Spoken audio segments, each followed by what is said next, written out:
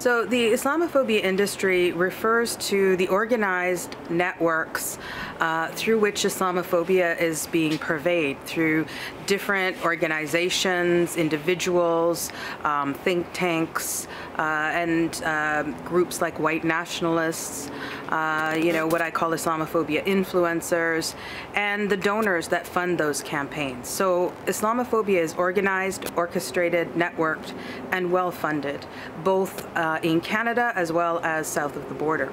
The term, the Islamophobia industry, was coined by scholars in the United States who probably around 2010 started looking at how networks of Islamophobia actors, organizations, individuals, groups, and donors started to come together to create propaganda campaigns that vilify and malign Muslims.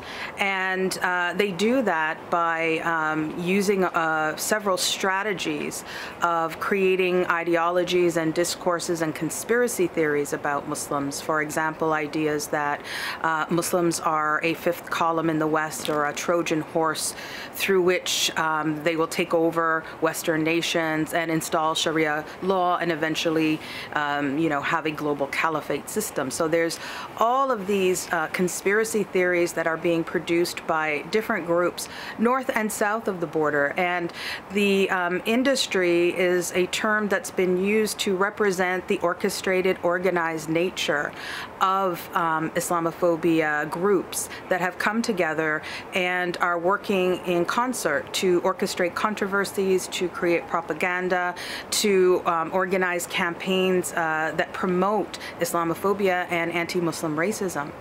So while that research has been done in the United States, my report on the Canadian Islamophobia industry was the first to begin to look at these networks within Canada and also the broader ecosystem within which Islamophobia has taken root. And of course that has its own resonance in Canada, as we have many policies in this country that promote Islamophobia, like Bill 21 in Quebec, which prohibits religious attire in the public sphere, that has specifically targeted Muslim women, security policies that through which Muslims have been considered potential radicals and terrorists and jihadists and so on, that have promoted a certain targeting of Muslims in this country. And so these kinds of policies and practices lend to an environment where Islamophobia can take root. And we've seen in Canada the deadly consequences of this.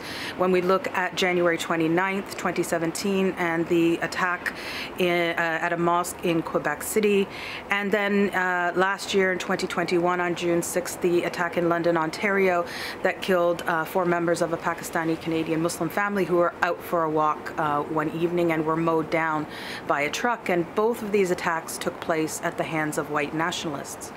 So in Canada, it's really important to look at the different ways that Islamophobia is manifest.